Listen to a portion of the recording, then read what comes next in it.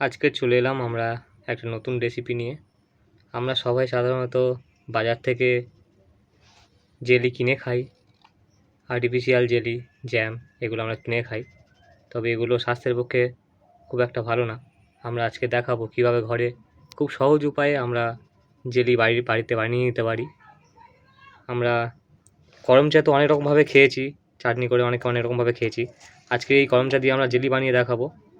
খুব সহজ উপায়ে বানানো যায়, আর এটা স্বাস্থ্যের পক্ষে একদমই ভালো। বাজার থেকে আর্টিফিশিয়াল জেলি কিনে খেতে হবে না। তো আজকে দেখাবো কিভাবে আমরা খুব সহজ উপায়ে বাড়িতে ঘরোয়া পদ্ধতিতে আমরা করম চার জেলি বানিয়ে ফেলতে পারি। তো এর জন্য আমরা নিয়েছি 200 গ্রাম মতো। এখানে আমরা 200 থেকে 250 গ্রাম মতো আমরা এখানে করম চা ব্যবহার করছি এখানে। তো এগুলোকে প্রথমে ভালো করে ধুয়ে নিতে হবে।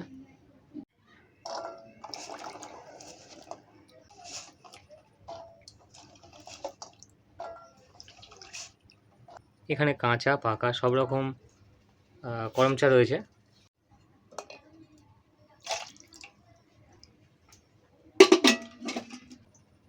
তো আমরা এখানে করম চাগুলোকে ভালো করে ধুয়ে নিয়েছি। তো এটাকে আমরা এবার জল দিয়ে আমরা ভালো করে এটাকে সিদ্ধ করব, ফোটাবো।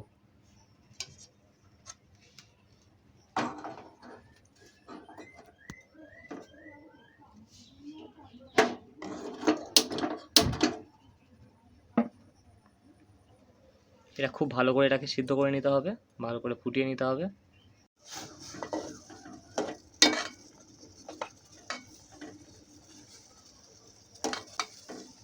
পঁচিশ থেকে 30 মিনিট পুরো ভালো করে ফুটিয়ে একদম নরম হয়ে যাবে সেরকম ফোটাতে হবে এটাকে। করম চাটা পুরোপুরি সিদ্ধ হয়ে গেছে। এবার এটাকে আমরা নামিয়ে নিয়ে ঠান্ডা করব, ঠান্ডা করতে হবে এটা। তো এটা আমরা নামিয়ে নেবো। এটা আমরা একবার চেক করে দেখে নেবে যে ঠিকঠাক সিদ্ধ হয়েছে কিনা তোমরা। তো সিদ্ধ হয়ে যাওয়ার পরে আমরা এটাকে জল ঝরিয়ে এটাকে রাখবো, ঠান্ডা করে জল ঝরিয়ে নেব। জলটা ঝরিয়ে ফেল দেবো।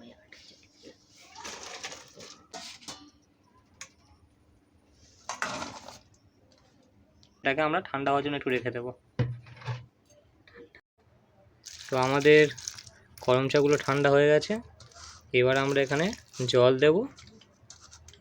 করম চার মধ্যে জল দিয়ে করম চাগুলোকে ভালো করে স্ম্যাশ করে নেব, ভালো করে চটকিয়ে নেব করম চাগুলোকে এইভাবে।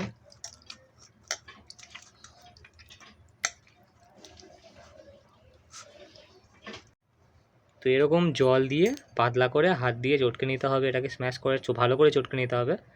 এরকম একটা সিরাপের মতো একটা তৈরি হবে ভালো করে চটকে চটকে।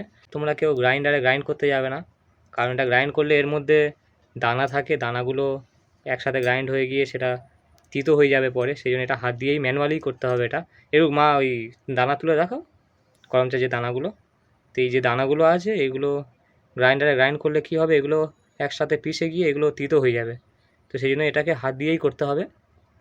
তো তোমরা হাত দিয়ে করবে এটাকে। করার পরে এটাকে আমরা এবার ছেঁকে, আমাদের এরকম হয়ে গেছে এটা। তো এটাকে এবার ছেঁকে নেব আমরা। এটা এবার স্টিলের এরকম একটা ফুটো ফুটো পাত্রের সাহায্যে আমরা এইভাবে ছেঁকে নেব ভালো করে। একটু পাতলা করে জল দিয়ে একটু পাতলা করেই এটা তৈরি করতে হবে, না হলে ছাঁকা যাবে না। যতটা পাতলা হয়, যতটা এর মধ্যে থেকে রস বের করানো যায় বের করে নিতে হবে।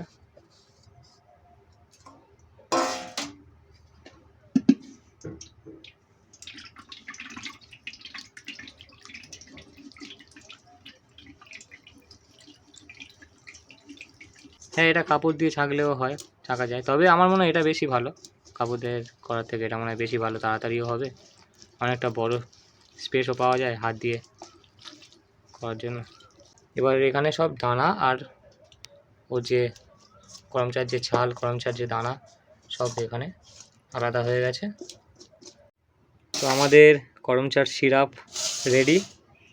এটা থেকেই আমরা জেলি বানাবো, একদম পিওর সিরাপ। এখানে কোনো ভেজাল নেই, কোনো আর্টিফিশিয়াল রং নেই। তো এটা খুবই হেলদি।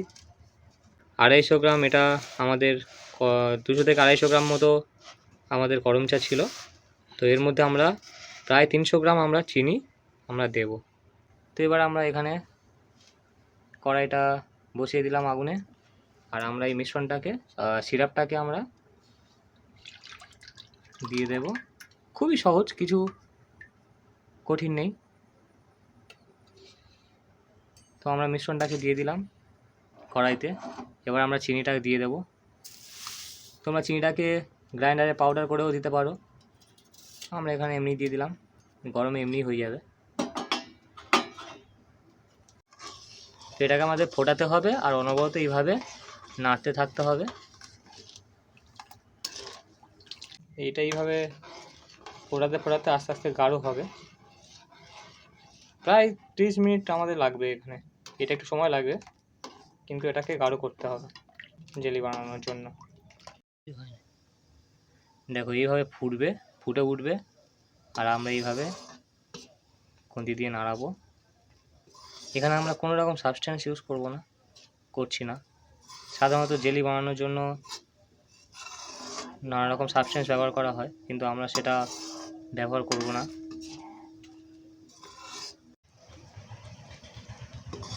আমাদের অনেকটাই গাঢ় হয়ে গেছে, পরিমাণটাও কমে গেছে। গাঢ় হলে পরিমাণ কমে যায়, পরিমাণটাও কমে গেছে অনেকটা, গাঢ় হয়ে গেছে। তো এরকম গাঢ় হয়ে যাবে, হয়ে গেলে আমরা এটাকে নামিয়ে নেব, নামিয়ে ঠান্ডা করতে দেব।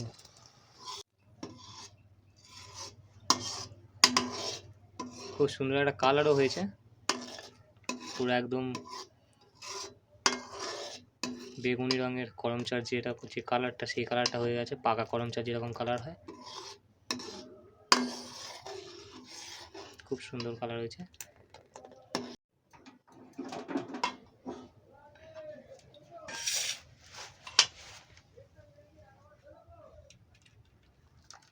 ওরে হেভি হবে। তো এরকমভাবে একটা পাত্রে ঢেলে নিতে হবে, নিয়ে এবার এটাকে ঠান্ডা করতে দিতে হবে কিছুক্ষণ। ও খুব সুন্দরভাবে বসে গেছে, পুরো জেলির মতো হয়ে গেছে। আর এটা আমরা বাটিতে বসিয়েছি, তোমরা চাইলে কাঁচের বয়ামের মধ্যে রাখতে পারো। খুব সুন্দরভাবে জেলির মতো জেলি হয়ে গেছে। এবার এটাকে কেটে দেখাবো কীরকম হয়েছে। দেখো পুরো একদম যেমন আমরা দোকানে জেলি খাই ঠিক তেমন জেলি, দেখেছো? তো এটার মধ্যে কোনো রকম ভেজাল নেই, কোনো সাবস্টেন্স নেই। এটা একদম ঘরোয়া পদ্ধতিতে শুধু পিওর খাঁটি করম চা। দোকানের আর্টিফিশিয়াল খাবার থেকে দূরে থাকো, আর ঘরে এরকমভাবে বানিয়ে তোমরা খাও।